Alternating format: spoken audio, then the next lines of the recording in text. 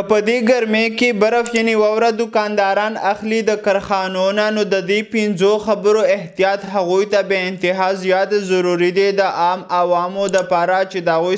صحتمند وي. چې په هغې کې د ټولو نه اول دا ده چې کله هم تاسو د کارخانې نه واوره اخلئ، نو کارخانو والا ته دا ضروري دی چې تاسو ورته ووایئ چې دا د صفا اوبو نه جوړوي که نه د ګنده اوبو نه جوړوي. دویمه خبره ضروري دا ده چې کومه واوره په کلبونو کې په کارخانو کې جوړیږي چې په هغو کلبونو پورې زنګ نه وي نښتی او هغه صفا سوتره وي.